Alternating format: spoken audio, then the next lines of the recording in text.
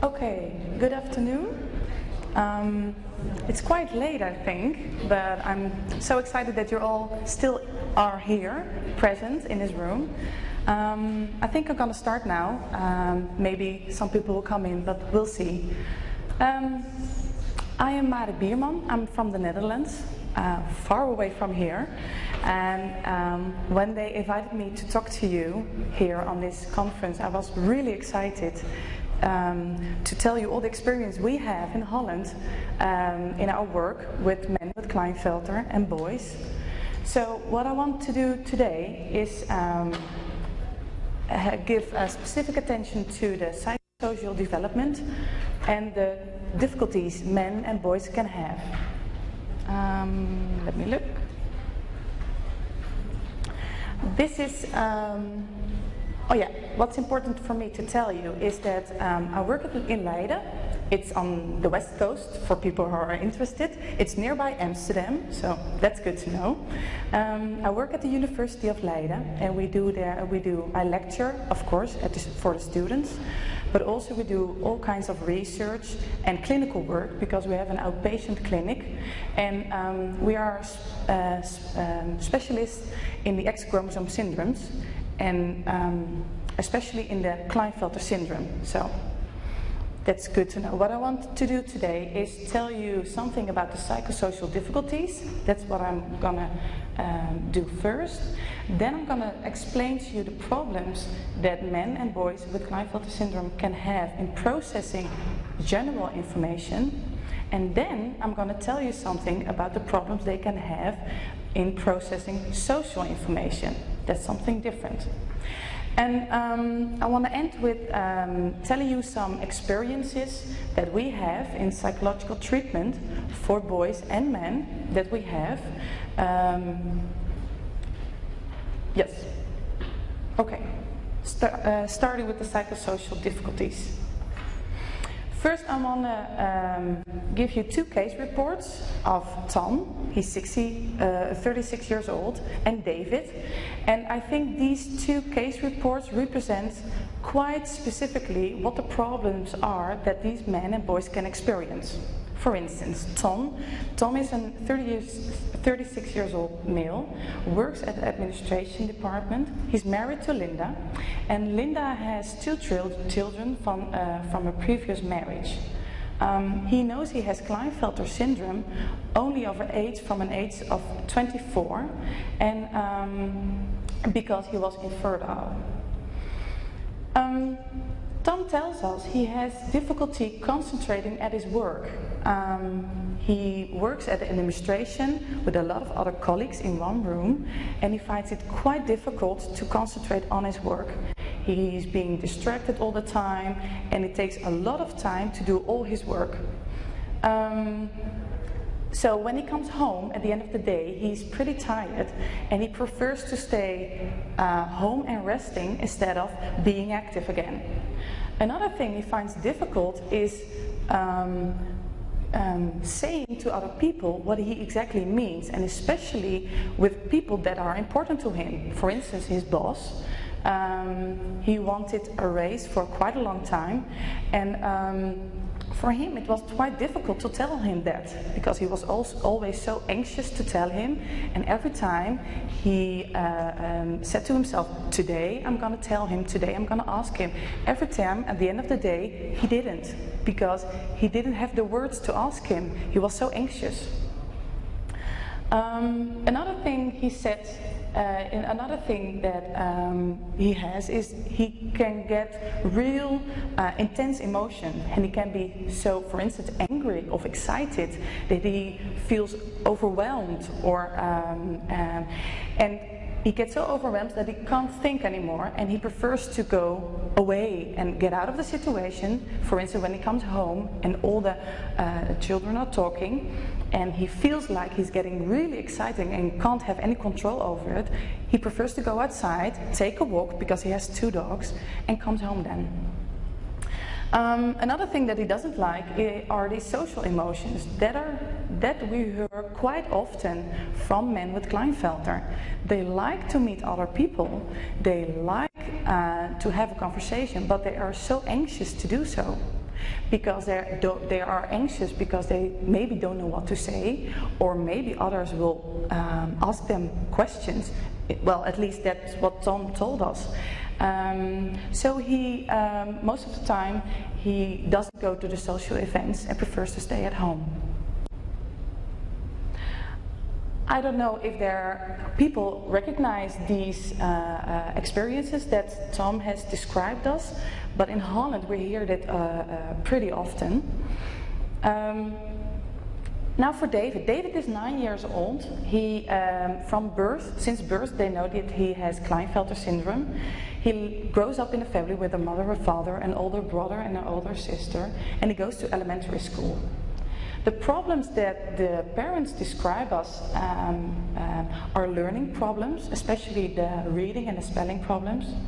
And he has to work really hard, has to focus, has to be really concentrated at school. So when he comes home, again, he's so tired. And especially at the young age, during infancy, we hear that a lot, that the children are tired, prefer to lay on the couch, sleep, and after like 1 hour, wake up again and have the energy again to go on with the activities.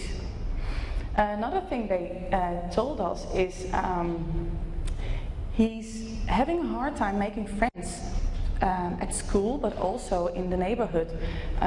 He has one friend, well, that's what the parents say, and when they ask him, well, don't you want to go outside and play with other children? He says, no, I don't want to, I want to stay at home. He prefers to stay alone, play by himself, and is also a bit shy. When they go to the birthday parties or the events at school where they have to play with other children, they describe him as pretty shy and doesn't know or doesn't speak to other children, but just watch, especially in the breaks, during the breaks when they're outside. He just watches and smiles when there's something funny happening, but doesn't interact or prefer not to interact. There's also language difficulties known from a young age, and still he has problems with verbalizing. I don't know if there are parents in the room of boys with Klinefelter. I'm very curious if they recognize this. Yeah, see you ladies. Yeah, that's what we hear also. Okay, so getting through the day, that was my topic, or that was the title of what I wanted to explain to you today. Because getting through the day, you have to have so many skills to do that properly. You have to think, what am I going to do today? Like this morning, maybe you came here yesterday or this morning, but I stood up and I was like, okay, at the end of the day, I know I have to do my presentation. I want to listen this morning to other presentations. You've got all kinds of activities. You have to know when you want to do it. You have to plan the other activities. You have to know what it feels like. For instance, when I stood up this morning, I was like, oh, I'm so excited. I'm going to present today to the families in America, and I was so excited hearing from you and sharing all these experiences. That was I felt this morning, and still. But also there are all kinds of challenges that we have to take. So it's quite difficult to getting through the day. So it is important that to be able to carry out all these activities, we need all kinds of skills.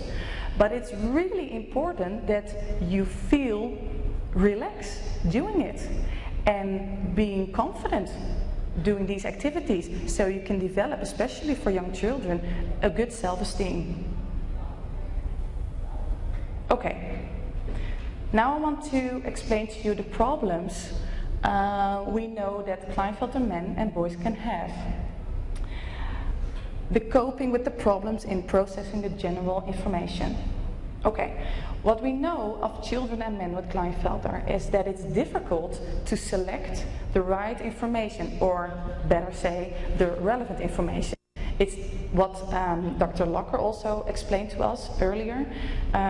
It's so important to select the relevant from the irrelevant, Otherwise, you get so much information, you can be overloaded.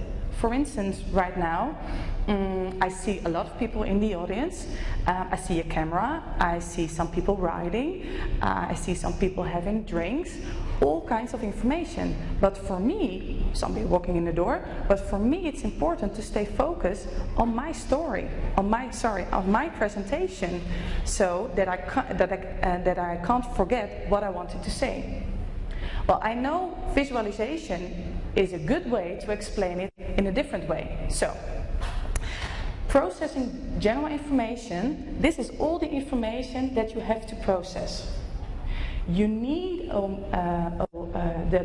the skill to select the relevant information from the irrelevant information, so that only a few relevant information you have to process, and the other information not. Okay, what do you need to do that? You need attention skills, you need inhibition skills. Attention skills are the skills that makes you able to select the relevant from the irrelevant information.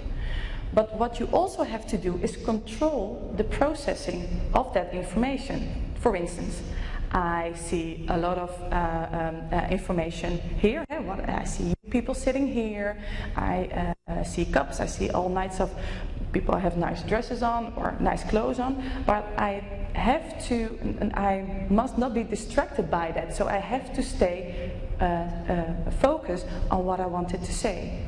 So the controlling system is very important to process information. What if you can't do that well? Well, you need more information or more time to process the information, because it's difficult to concentrate for a longer time of period. It's difficult to be flexible. When something is coming up, you have to adjust to it, and that's more difficult. It's difficult to change what you already were doing. And it's challenging to do several things at the same time. For instance, probably you're now listening to what I say, and you try to memorize it pretty good. Some people prefer to write it down. But at the moment that you want to write it down, you notice that you haven't got a pen. So you have to grab a pen from your bag. But at the same time, you must keep on listening. So you have to do time. That's what I mean by that. That's hard, or that's difficult. Okay. Oh, this goes really slow. Okay, next slide. Okay. The other one is, we talk now about the processing of general information. Now I want to talk to you about processing the social information. We know it's difficult for men and boys with Klinefelter. What we know, what they told us, it's difficult. They feel a lot of emotions. It's difficult to understand what they are feeling. They feel a lot, but what is it? It's difficult to control their emotions, more difficult. It's difficult to say to other people what you are feeling. Like, I'm excited, I tell you that. But if you don't know what you're feeling, it's pretty hard, pretty difficult to share that with other people. Being insecure is what we hear a lot of times. They get easily tired and being shy.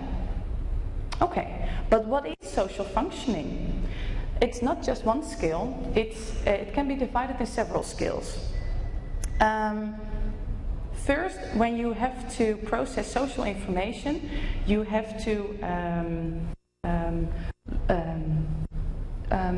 know what you see. There are different social cues.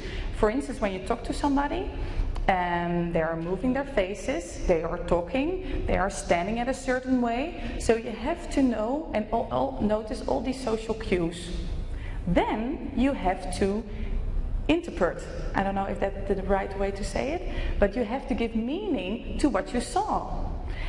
And then you have to make a choice in how to react to that, what you saw. For instance, if I'm standing like this, you see a lot of my body language. You see I'm rolling my eyes, I'm looking the other way, I'm like having my hand in on my side. That's what you see. So that is the perception of social information. But probably you gave the meaning to it that I was really, how do you call that? Not so interested, bored, exactly. So, for the social situation, you probably think, well, let the woman talk. I don't listen to her anymore because she looks so bored. I don't want to. What is difficult for boys and men with Klinefelter? It's more difficult to select the relevant information. It has a lot to do with the attention problems, but also with the perception of the social cues. It's difficult to understand the body cues. So all the different cues a body can have, the way somebody looks or the way somebody's standing. Then it's difficult to understand the emotions of the self and of others, to know what the other one is feeling, but also to think of what maybe the other person is feeling. Then the regulation of the emotion, sorry, I'm confused. What's more difficult is to react socio-adequately because one thing of the language problems, because it's harder to say what you think or the meaning, but also the controlling system and the flexibility. And last, the regulation of the emotion, the sudden and acute intense emotion. So, what is the result?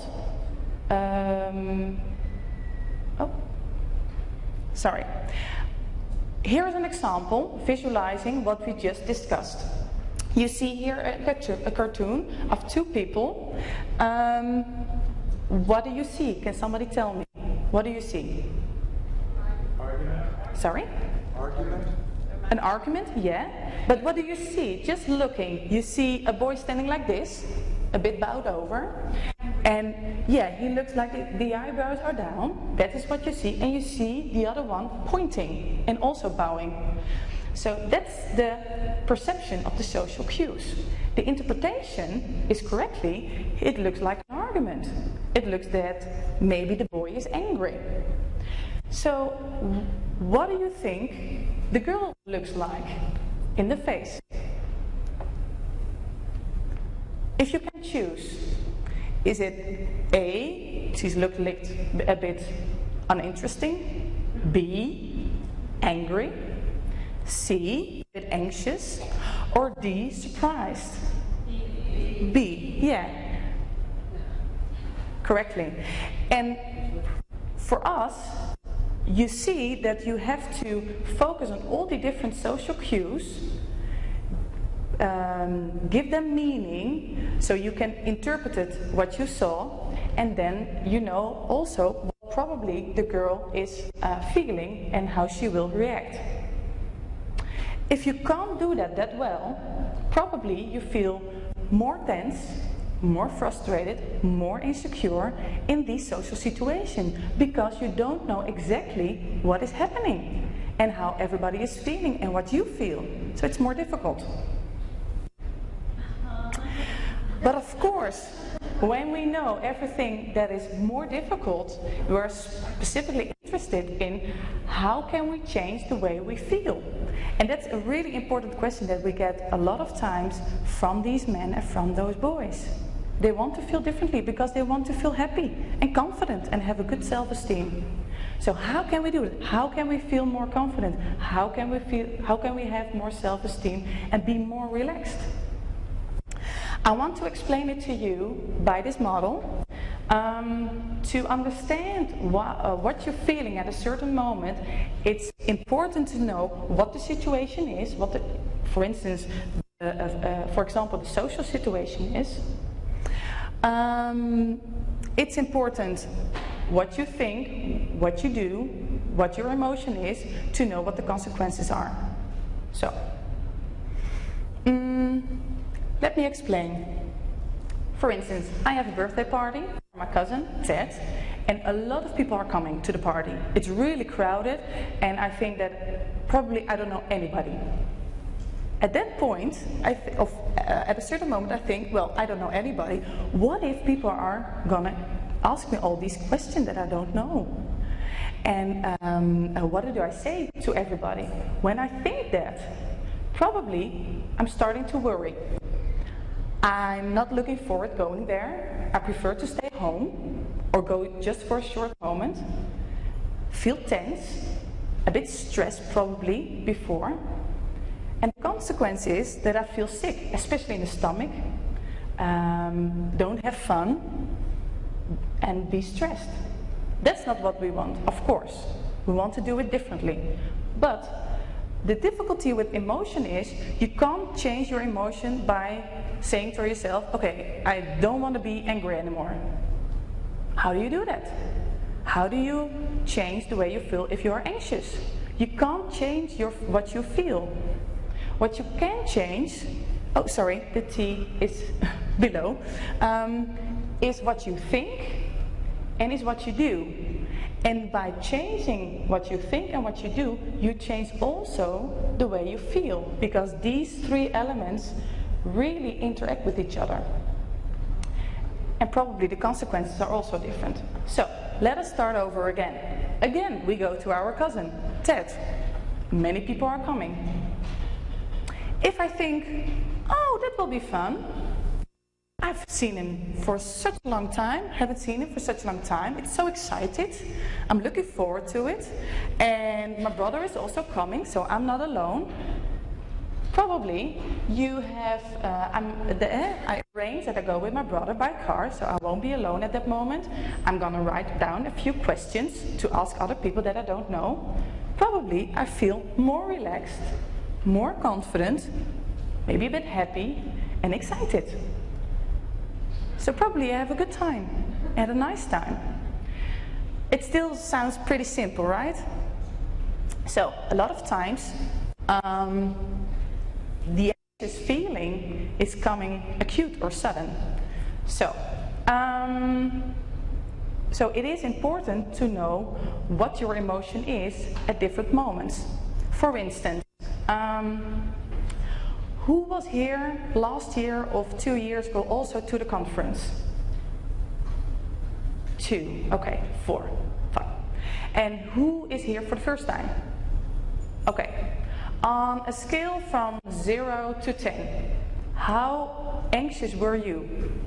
Excited were you coming here? On a scale to 0 to 10? 11. Sorry? 11? Who said that? You? It's first time probably? Yeah, for me too. I was 9, I think, and in the airplane I was 10 because we were in the turbulence. But yeah. But for the people who know other people here in the audience, probably it was less. Right? Probably 5, because you were excited, but you knew other people. 5, maybe 6. So by knowing what you feel and at what level it is of intenseness, it's important to recognize that.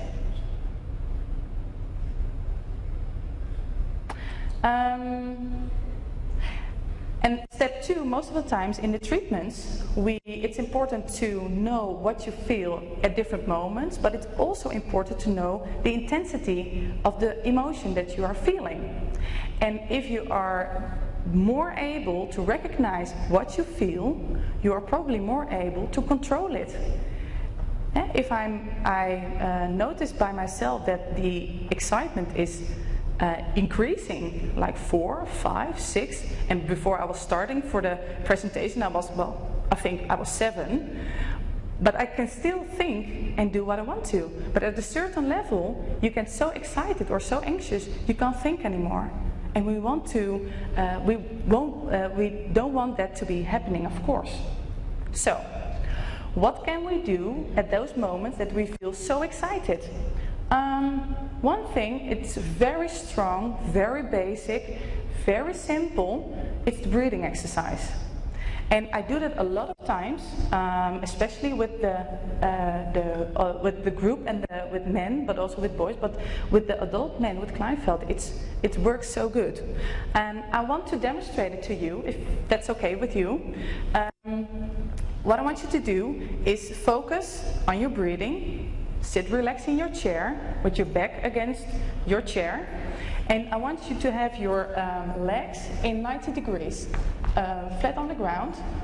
And I want you to do is focus on your breathing. Most of the time, especially when we get excited, the breathing is up here. It's like, it's short, but it's important to breathe through your stomach. And if you want to experience it, put your hands on your stomach, and by breathing in, push your hands away like it's getting a balloon. And when you're breathing out, it's going empty. Can you do that for me? Just experience like 3 times. Take a deep breath, like it's getting a balloon, and then breathe out. You feel like you're going through the chair, don't you think? It's like really relaxing. Do that 3 times. The breathing is very important because you can do that everywhere. Even when you're talking to another person, you can take. I just did it before I did my presentation. I went up to the podium, I was like, and I'm more relaxed. A way that you can notice that really good is, I don't know how you call it in English, but yoke your muscles. Do you know, is that the correct word? No? What do you call this if you? Flex. Sorry? Flex. Tense your muscles. Okay, can you do that for me? Just your arms and your upper, tense your muscles. Do that for me. Make the fist, and then breathe deeply in and out. Can you do that? It's pretty hard to keep the muscles tensed, right? It can't. So by breathing, you force your body to relax because it has no choice. This you can do everywhere. Another important thing is, if you want to feel more relaxed during the day, is do fun things. Do things that makes you relax. Probably you've got, maybe some men told us they've got sports they love to do, taking a walk, going by bike, because in Holland everybody cycles, you know, so cycling is in Holland a common way to relax. But you can also think of moments in the past that you had a good time. Think of that. And even by thinking of it, you're relaxing more. So that's a good one to do. Another thing that's important is stand or sit firmly, literally. So if I stand like this, I don't feel really energetic, I can tell you. But when I stand like this, like the shoulders, head up, shoulders a bit behind or going to the back, stand firmly with my legs spread, I feel more confident. So by changing the way I stand or the way I do my body posture, I feel differently. That's important. Other things you can do is, especially on those moments that are difficult because they are more anxious, is give yourself more time. Especially when you are excited, everything goes so fast. And a lot of information you have to process, and it's more difficult to keep on thinking. Just say to another one, I'm sorry, I need a moment to think about your question. It's a good one, but I need one more moment. Or, I don't know what you mean, can you explain it to me again? You give yourself more time, and by giving yourself more time, you feel more relaxed. Another, I love this one, it's the visualizing. These are things you can always think, and it's some kind of exercise where to visualize the nicest place you have ever been, or you imagine, or fantasize, and you have to focus on all the things you see, you hear, you smell, you feel by touch. So by closing your eyes, like when I'm thinking of a nice place for me, I think of the beach, because I love the beach. And I think of the blue sea and a bit of brownish sand tickling between my toes, and hearing the sea coming up and down. Can you hear it? Can you feel it? Can you smell the air? It's so nice. So by visualizing the perfect spot, I always say to the children, visualize your perfect spot. And they can imagine the spot that they want. It's a great way to feel better, feel more relaxed and more confident. Another thing that you can think of is the powerful thoughts. For instance, I'm a very nice guy, very nice lady. And another one is give yourself compliments. I think I'm doing pretty good at my English right now. I'm Dutch, it's my second language. I think I'm doing pretty good because I think you can understand what I'm saying, right? So I'm doing pretty good. So giving yourself compliments makes you feel a lot better. And if you, some moments it's quite difficult to think of positive things. So a good way to do is think of the things you think you are the best in or very good in, and just memorize it. Put it on the paper, and every time you look at it, like, oh yeah, I'm pretty good at my English. And every time you get the good feeling. Another one is, for instance, although I find this difficult to do and I feel tense, I know that I'm good at, and then you can fill it in. Or I know I get tired easily, more easily than others, so I have to take that into account. I have to take more time. That's it, that's me. I'm perfect, I just need more time. Things you can, you feel better if you relax. This is really important, so memorize, you have to relax by the exercises of the breathing or the visualizing. Another thing you can do is set or sit firmly. You can do that everywhere, even here at this moment. Thinking happy thoughts is really important to do. Thinking powerful thoughts, giving yourself compliments. This is our team, and we know that these techniques that I just explained to you are working real good with the men and the boys with Klinefelter. We know that it has effect, but we haven't evaluated it scientifically. So the next goal for us to evaluate it scientifically. And this is our group. And for the people who were here last year, maybe they recognize Sophie van Rijn. Okay, so I want to thank you for your attention. I hope you have a great time here this weekend. And are so lucky to meet you. Keep that in mind and have a great time.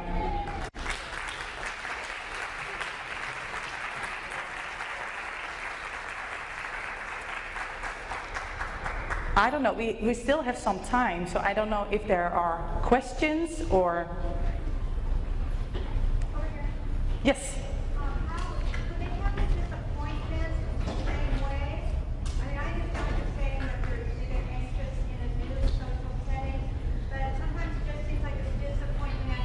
Yeah. Like a bad grade, somebody says, you know, you might have somebody out on a date and says no, because you're too dumb. Yeah. Yeah. You know, I mean, it could be all sorts of really, sometimes even mean things. Yes. Yeah. The lady here asked if it works the same with disappointments, and yeah, pretty much. If you remember the with the situation, the thinking, the behavior and the emotion and the consequences, it works pretty much the same. If you have the experience, for instance, what you said, you get a lower grade and you think, oh, this is the 10th time in 2 weeks that I have a low grade, probably you don't feel that well. But if you think, well, I did my best, I couldn't do any better, next time, we'll see, you get a completely different feeling. So it works for all kinds of emotions, so it's a good question. Yep. Yes? Can you speak a little bit about your work in facial recognition and XXY differences? Yes. Rita Zelstra, we had a meeting before you came at the family conference. I think you were referring to that one, yes. we do research on social cognition, social functioning, and as a group we are really interested in that. And what we know is that it's what I said, the perception of social cues is more difficult. And one of those cues is emotion recognition on faces. And what we are trying to do is we starting a research project of treatment or psychological treatment or intervention specific for men and boys with Klinefelter. And Rita, my colleague here, has did a review on all the different studies that were that did intervention on facial recognition or emotion recognition. So it's for us that was that's a starting point for developing a psychological treatment, maybe for increasing or yeah, how do you call it? Increasing thing, the facial recognition. Yes. Now, I noticed that my 2-year-old. Sorry? I have a 2-year-old, and I can notice that in him, where he doesn't recognize my, Yeah. like if I get septum or, Yeah. and I raise my eyebrows, it's like, Yeah. yeah. And probably because what we know that's more difficult, if we say what is probably the thing they are feeling, they say, yes, that's what I mean. So what we advise parents of children with boys with Klinefelter is to verbalize what you think your child is feeling. So or say what you feel. So I am a bit surprised, or I'm anxious, or I think that you are so excited that you don't know what to do. And by verbalizing that, it gives the child more control, and it helps them to maybe have more control. And that's one of the research projects that we want to invest that aspect. Yeah.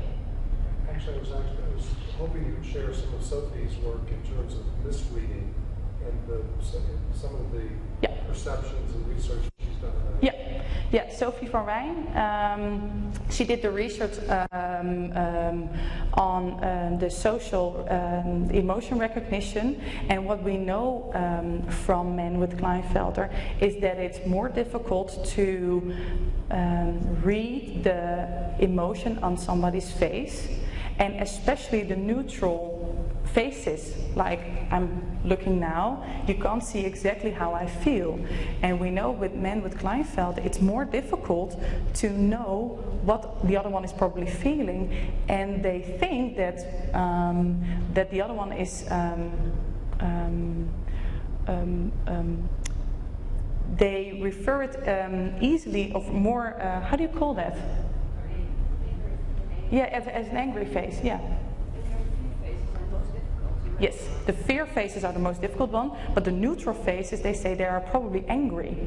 So if you think when somebody's looking neutrally and you think somebody's looking angry, then probably you act in a different way than when you see that it's a neutral face. Yeah. Do you think that flashcards would help, like flashcards with different facial expressions, and just going over that with your child and saying, is this a happy face? Is this a sad face? We don't know. We don't know yet. No. I'm looking at Rita. No. Because it won't work, because they won't get any visual feedback. They don't know where to look at. Can't hear the back. I can't hear the back. You want to take this question? Yeah, sure. Yeah. So if you Let's repeat the question. Flashcards to see whether the face is neutral or angry or fearful. yeah. No, it won't work because the boys won't know where to look at, because the face has so many informations on it. You have to look at the eyes, you have to look at the eyebrows, you have to look at the eyes and the nose, the relation between them, you have to look at the mouth and the eyes. So there's so much information simultaneously that you have to give them feedback where to look at. So if you just flash, you just going to trick that picture, that specific picture is angry, or another specific picture is, for example, fear. But they won't generalize it to other situations. Because if I smile at my son, who's only 1, he will smile back. Of course, this is because the smiling is not the problem. But the problem is notice with the more complex faces, more complex emotions, and those are the emotions with fear and the emotions with anger. I had a child, or the mother of a child said, well, if I look really angry and I'm really, then my child says, oh, Mom, you've got those lovely eyes. And I'm like, I can't tell him I'm angry because you can't see. He's confusing your anger about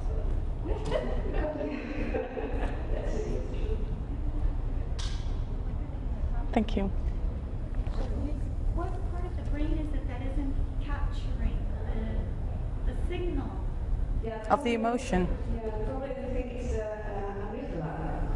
That's the structure in your brain that has to be aroused, or that has to be stimulated when those angry faces, because those angry faces are the most important faces to see, because then if you see somebody's angry, you have to react, you have to get away.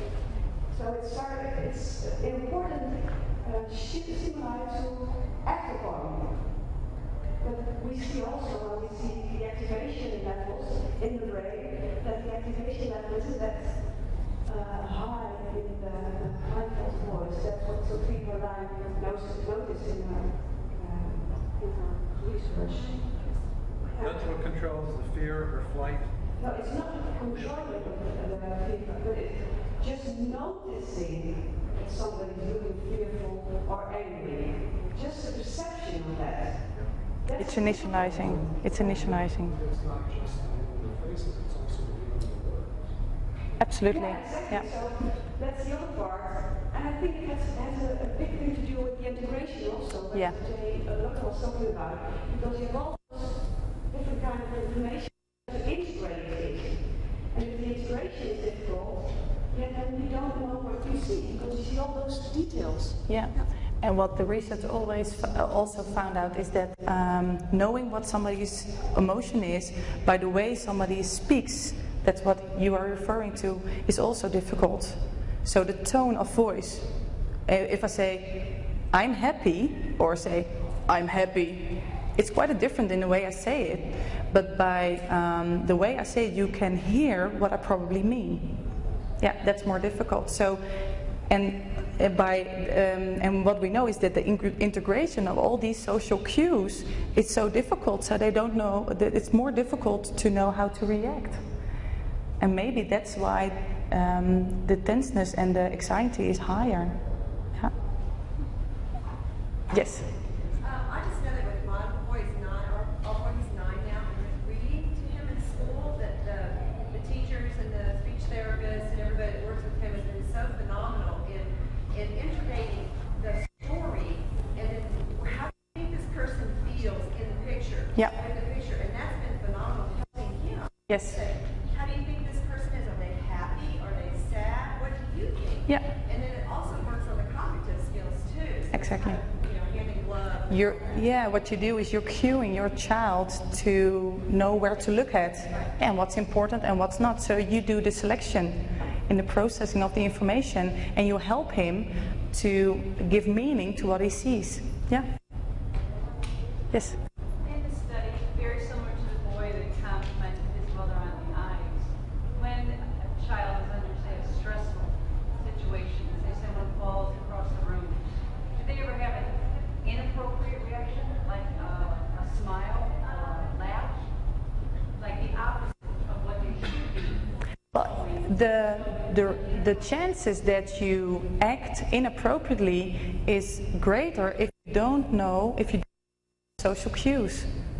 Yes, it can be. Yeah, yeah, yeah, yeah. And sometimes it's also because it's inconvenient for a child, and he doesn't know what he saw, and it's inconvenient, and he's starting to laugh, but not because he finds it funny, but because he's overwhelmed by it. And socially, that's a burden for him as well, because then it's incorrect. Yeah, and what we hear a lot of times, is that they notice that children are reacting differently to them, but they don't know why and how they can change it. Yeah. Yes. So what facial expressions do they recognize? Happy is Happy is the most easy one.